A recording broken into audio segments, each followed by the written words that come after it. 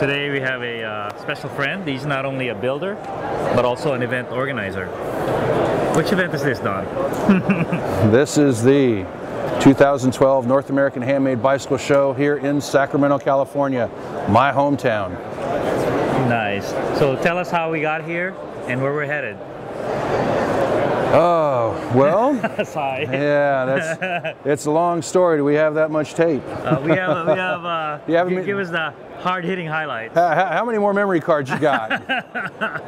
No, seriously, it was not at the top of my list. I was already really considering Long Beach. There were rumors about that. And I really liked what I saw in Long Beach. I mean, I like the downtown area right there. There's the Queen Mary and all that stuff is right there, you know. And I was like, wow, you know, this is really neat.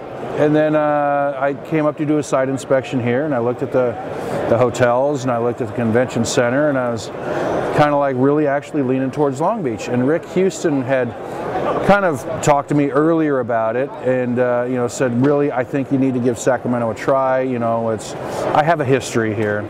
It's a long story, and I don't want to sound like it's sour grapes, and I really don't want to get into it. But let's just say that, you know, the support for the show that I've seen in Sacramento, you know, this year, more than makes up for, you know, what I went through, you know, back in 1995. Wonderful. So I'm happy. It's a wonderful thing. I feel, like I said, I feel the love from the community.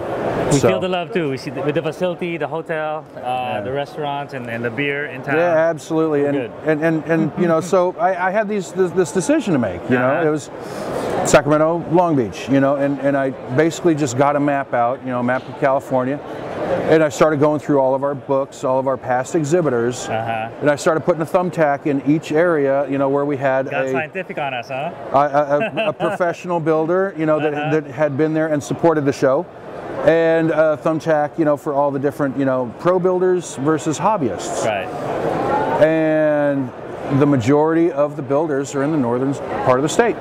You know, the professional builders. So we've had a lot of support from them through, you know, basically since, you know, San Jose, the first show over there, and it just made, you know, more sense to go to Sacramento, where the airport's what, a 15-minute, you know, car ride or shuttle away, versus Long Beach, where it was, you know, a good 25-30 minutes, and it just, like, the infrastructure just wasn't set up for what I was trying to accomplish. So it made it a pretty easy decision. And then, you know, as you look up and down the halls, I mean, there's people everywhere.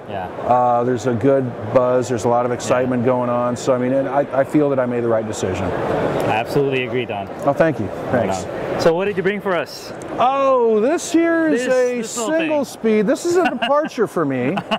This little thing. You know, I'm known for track bikes. You know, but and a kilt. and a kilt. I decided, you know, I started a team, you know, the last couple of years up there in Indianapolis, and then I ended up moving to Louisville last year. And so I've got all these cross riders in Louisville that, you know, Louisville, if you haven't been for cross, it is a really, really great scene. Really? Oh, really energetic. It's a lot of positive vibes flowing through that town. They love the Seriously. racing. Oh, they love cross. Anyhow, so one of my, you know, team riders is a single speed guy. So he says, yeah, I want a single speed bike. So, you know, took your basic Columbus tubing. You know, I got Zona. Since I started using the extended seat tubes, I use Reynolds. Keith Naranjo at Reynolds custom drew some seat tubes for me for, you know, doing the stuff, and it's actually thick enough here where you can fillet braze it and not worry about it snapping, because there's been a lot of guys that try to use too thin a tube there, and with all the remounts and stuff, it puts some torque on it. But this just thick enough where I need it, where I can fillet braze it and not have an issue. So I got that Columbus tube, but you know, we got the old Surly dropouts. You know, the hooded style single speed. Very nice. And you know, everything's fillet brazed on this. I have the oversized Paragon 44 headset or head tube, and built up with a Ritchie fork.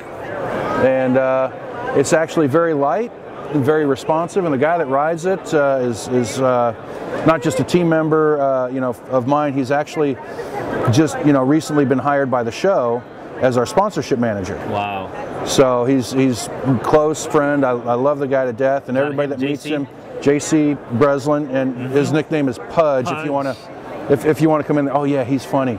He's really funny. He's like a girl. He's like, oh my God, I'm so fat. I'm so fat. You know, so you have to tease a guy, you know, who's skinnier than you, complaining about his fat. You know. So I nicknamed him Pudge, and he didn't know that the you know, Pudge was going to be on his frame when it came back from the painter. So, but he's got a great sense of humor, and he takes it all in stride. And anybody that's close to me has got to have a great sense of humor, because I dish out the ribbing like you wouldn't believe. Especially like the head badge. Oh, thanks. That's is that a special for Pudge? No, actually, there's a long story behind that too. A buddy of mine in Texas wanted me to build him a frame, and he's like, but I want something different than your normal head tube, you know, logo. I said, well, what do you mean? And he goes, I want something, well, he goes, you've seen the movie Jackass, right? And I go, well, who hasn't, you know? And he goes, well, remember when Steve-O got the tattoo of himself on his back? You know, and I go, yeah. And he goes, I want something with your personality, but that kind of vibe. That kind of vibe. So I got a cigar and a glass of scotch, and I'm winking and giving a thumbs up, and they snapped a picture. But I've got the logo T-shirt that I'm wearing, so it still says DW on the bike. It's on the head badge. The tobacco, a cigar and the scotch. Cigar and scotch, and you know, how can you go wrong? That's awesome. So I've, you know, been known to have a sense of humor on occasion. So I try not to take myself too seriously. I really don't. I'm much happier if I don't. Yeah, that's what it's all about, Don. And I think your work, your personality just reflects on this show. Oh, thanks. Thanks. Again, I'm really happy, you know, with the turnout, and I'm happy that, you know, we've got a good head of steam. You know, it seems to be more people becoming aware about it, and more people wanting to be there, and more exhibitors wanting to show, you know, sign up every year. I mean, we have, I think, 15,000 square feet less floor space than we did in Austin. And you know, we still had people on a waiting list to get in as of, you know, a couple days before the show. Wow. If somebody canceled last minute, we could, you know, call them up and say, you know, you're in. So good vibe, huh? Yeah, it's great. I don't even know what to say. It's just, you know, it's taken on a life of its own, and I really don't even think I'm in control anymore. It's more in control of me. So I think it's got a life of its own, and we hope it's here in 10 years, and we all hope to be doing the same thing in 10 years, because we're all happy. Heck yeah. You know, one of the things that it was a great quote somebody gave me, and I think it was Zap Espinoza said it, and that was, this is like, you know, that other show in Vegas, except these are the people you want to talk to, and they're all smiling. Exactly. That was like the best quote. I might have messed it up, but, you know, I might not have got word for word, but that was the gist of it. Yeah. Thank you, Don. Hey, thanks for having me.